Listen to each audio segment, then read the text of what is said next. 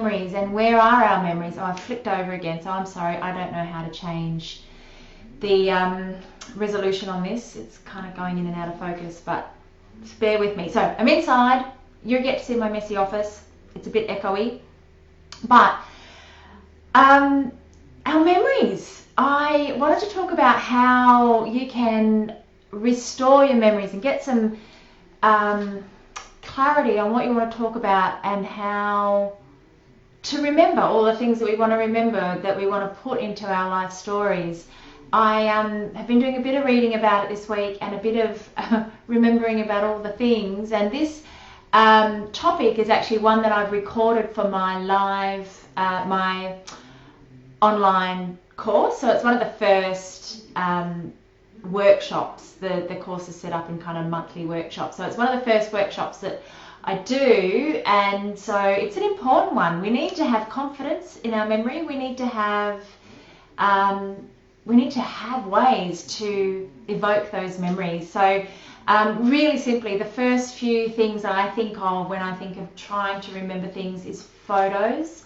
Going to a photo and not only just taking yourself back there, allowing yourself time to actually look through old photos, old letters, old journals, and reflect, and really so part of that is to make time for yourself to get lost in it all and try and have those memories. The second part to that, which I find really powerful, is talking to someone. So when I am working for someone, writing their life story, I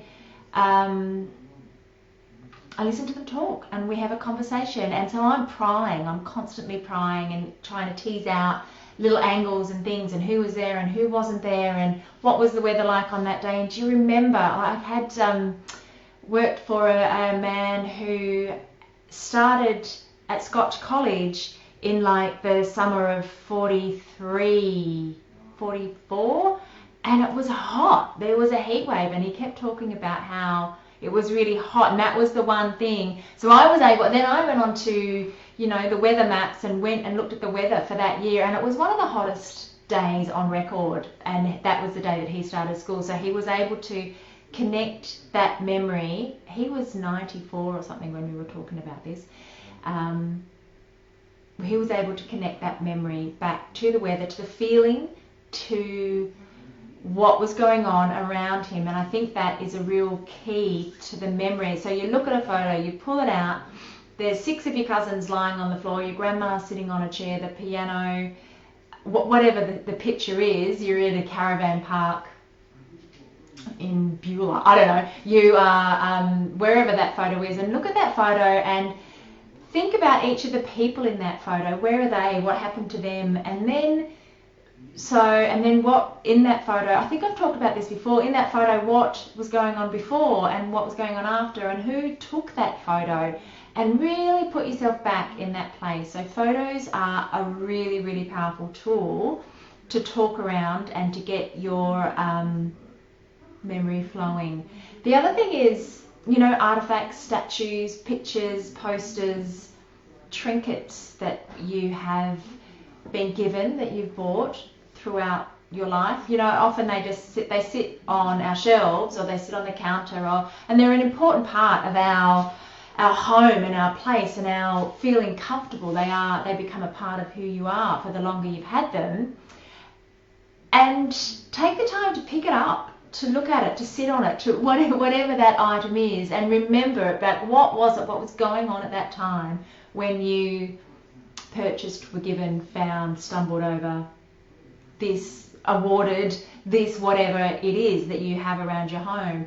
I think that's a really great way to do it as well. So the key, I guess what I'm saying is, you need to give yourself time to find that memory. So I've been reading Memorycraft by Lynn Kelly. So I went and saw Lynn Kelly speak at the Geelong Writers Festival in November, and I've only just started reading it now. So I bought it there, had it signed. But years ago, I remember listening to, on an audio, or maybe I read it on my Kindle, can't remember, but Lynn Kelly wrote a book years ago about Stonehenge and songlines and our Indigenous land, how that was used in memory and mapping and stories and sharing. And she connected that to Stonehenge, and it was this whole big thing. Her research project has been about this, and it's quite amazing. And I remember reading it and thinking, well, yeah, but actually it was quite groundbreaking what she did. But it just made sense to me. And so then, when she was touring that work around the world, the most common question she got asked was not about the actual research that she'd done on Indigenous cultures and their memories. It was, how do I remember my times tables? How do I get my child to remember the times tables? How do I remember why I walked into that room? And so from that came this book, Memory Craft. So it's got lots of ideas around remembering and storing new things. It's not so much, well, I haven't got to the bit yet about recalling the past, but what she does talk about, which I feel is really connected to life story writing, is the power of story. And so the things that we remember from our childhood are usually things that had an emotional impact with us, so positive, negative, whatever. And I think, this is my simplistic view, for a traumatic event, the reason why we remember the trauma is because it was first of all, there's a kind of a snap awakening at this trauma, the adrenaline, the whatever it is that happens inside our body on a biological level when we're faced with that. And moments later, or in time later, there's usually a disassociation. But in that immediate moment, we remember what was going on. And so those memories come back and they might be disjointed, but they're still there. And that also happens with our joyous moments and our important moments. Something happens in ourselves that we snap awake, we open, and we're able to absorb and remember all of these things. So the stories that we tell ourselves, how am I trying to say? What am I trying to say? So the things that we remember, I mean, they're all kind of in there, but if you can go back to that moment, the memories you do have that are clear, and then start getting the threads of those stories and taking them further. What year was it? So what else happened in that year? What politically happened in that year? I was just listening to someone talk about the wall coming down in 89, and so I go back in my mind when it sort of happened. It was on the news and it was in my peripheral. I was 19 or something, I can't remember, and but now I'm sort of thinking, oh, okay, so what was I doing? Where was I? What was going on around me? Who was I with? When, all of these things. I can do that the same for when Diana passed away as well. But so we all have these connections, and that's actually the key to memory. So, and it's just about giving yourself the time and the space to remember. So there's the remembering, but the other part of that is the conversation. And so I think I've spoken before about a gentleman that I'm working for at the moment. He and his partner sit every evening and they talk about all of these memories. And so it's in the conversation where you are asking, remembering, bringing in new information, sharing back and forth. So if you've got someone to share these memories with, a trusted person, you don't want to be giving away your secrets to anyone, someone who's going to champion your ideas, I guess, champion this idea of you writing your life story. Talk about it, and it's just a wonderful thing to talk about your life anyway. We all love it. Grandchildren, whoever it is, children, friends, we all. Well, I don't know whether we all do. I really enjoy it when someone comes to me and shares something of themselves with me. So that's kind of the memory. It really is. It does take work, and it does take concentration and relaxation and reminiscing, and just giving yourself permission to go back and remember those things.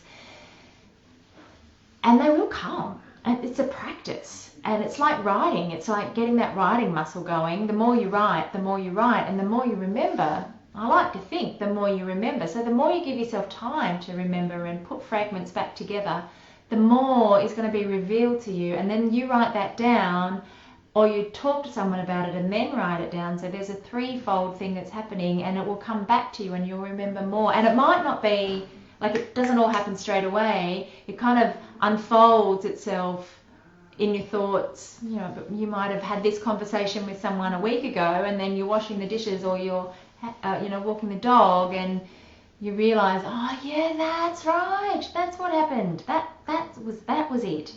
So there's a little bit on that in this, which is the free workbook which I've produced. I'm just about to put it on a page on my website. I've had lots of changes with my website, trying to find a platform to host my course, trying to work this whole thing out, but this is really, really great. I can't recommend it enough. I wrote it, so it's going to be amazing. But there's some really great ideas, and it talks about memory, and it talks about conversation, and it talks about the whys and the wheres and the how-fors, and lots of great prompts to get you going. But if you go to my website, probably this afternoon, you'll find a page dedicated to it. Link in, and it will get emailed to you straight away. It's free. Yay! And get started. Get writing. If you haven't already, you should have, because I've been doing this for 4 weeks now. Come on, let's get writing. Ask me anything. Again, no one's listening. I don't know what you're all doing on 11 o'clock on a Saturday morning, but you're not on Facebook, which is probably a good thing. You're out making memories. Really great. So now I'm babbling. I'm going to stop, but I do enjoy the feedback that I get from these posts throughout the week when people sort of tune in, and it's been really positive, all your feedback. So thank you very much. And that's all for today. Enjoy your weekend. Thanks very much. Bye.